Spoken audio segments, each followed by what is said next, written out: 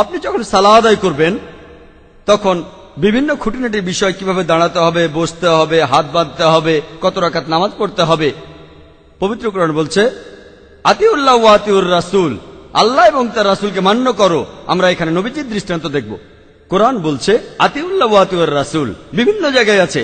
সূরা ইমরানের 32 নম্বর আয়াতে উল্লেখ আছে, সূরা ইমরানের 132 নম্বর আয়াতে উল্লেখ আছে, সূরা নিসার 59 নম্বর আয়াতে উল্লেখ করা হয়েছে, সূরা মাইদার 92 নম্বর আয়াতে উল্লেখ করা হয়েছে, সূরা আনফালের 1 নম্বর আয়াতে উল্লেখ করা আছে, সূরা আনফালের 20 নম্বর আয়াতে উল্লেখ করা হয়েছে, সূরা আনফালের 46 নম্বর আয়াতে উল্লেখ করা হয়েছে, সূরা নূরের 54 নম্বর আয়াতে উল্লেখ করা হয়েছে, সূরা নূরের 56 নম্বর আয়াতে উল্লেখ আছে, সূরা মুহাম্মাদের 33 নম্বর আয়াতে উল্লেখ আছে, সূরা মুজাদিলার 13 নম্বর আয়াতে উল্লেখ করা হয়েছে, বিভিন্ন জায়গায় আছে।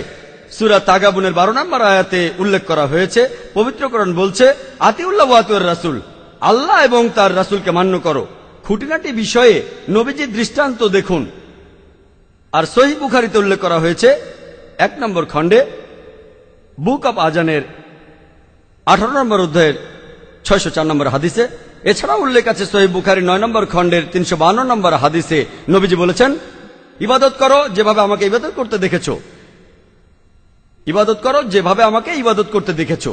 তাহলে খুঁটিনাটি বিষয়ে আপনারা জানতে পারবেন সহিহ হাদিস থেকে।